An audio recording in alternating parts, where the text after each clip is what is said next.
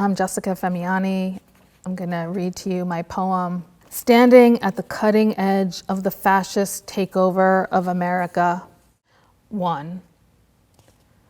As we walk past the house with the 4-foot silver Buddha, seated in the wooden beams of a treehouse, shrouded in lilac branches bursting, my friend Maria tells me, "You can't do this kind of thing in Russia."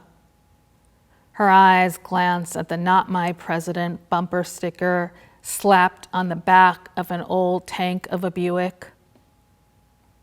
Maria talks about the things I had heard, that people disappear when they say things, like her mother's brother, Uncle Boris, then the neighbor downstairs.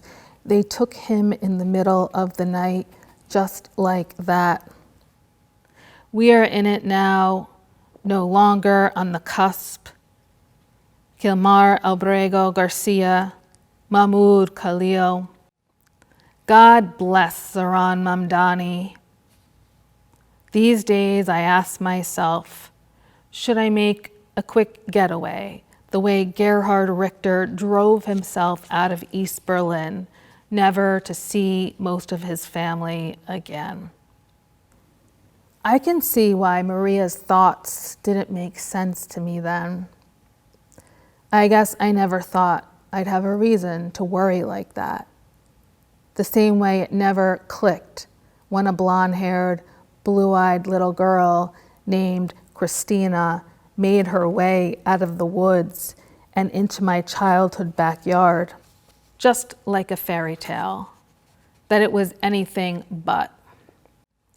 My mother tells me Christina's parents had been refugees in Rome, having escaped the Russian pogroms of the 1980s. I don't know if it were the nightly news with Dan Rather, or if as a child I could conjure fear out of anything. But after Christina moved in, I began having nightmares of being caught in the woods by Russian soldiers.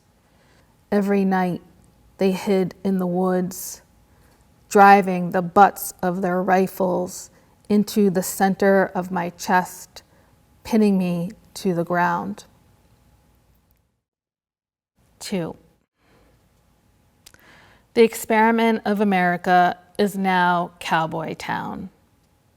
Masked thuggery, haranguing immigrants, citizens, shattering windows, windshields, throwing mothers to the ground, abducting elementary-age school children, makes me think this dystopian nation is the fallout of the flagrant, willed blinding of men and women living in a country of stunted vision. Or is it the gluttonous desire driving our own consumption that wills us to push the truths of hard history aside, leaving us to mark history with half-priced mattresses, not because Bob Barker would say the price is right, but because it is the dream that has gone awry. It is the dream that gets you to believe if you move your children to the suburbs, they will be safe. Gets you to believe your children will be happy to have all that you did not.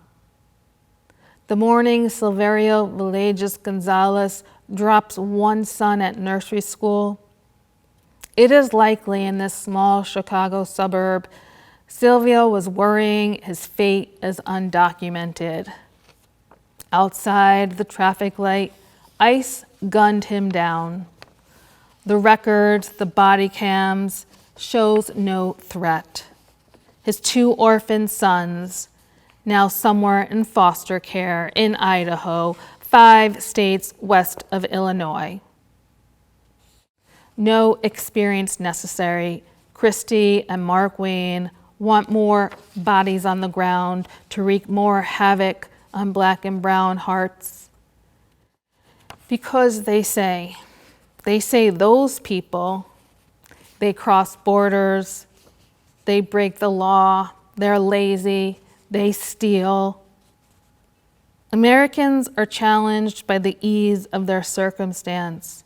They can't comprehend the back-breaking work they refuse, left for the undocumented, to pick corn, tear husks, stock wooden crates, staple guns shut, stack high, how can you?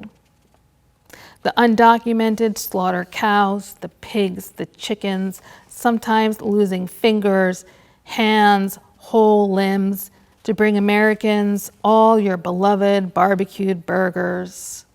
How can you?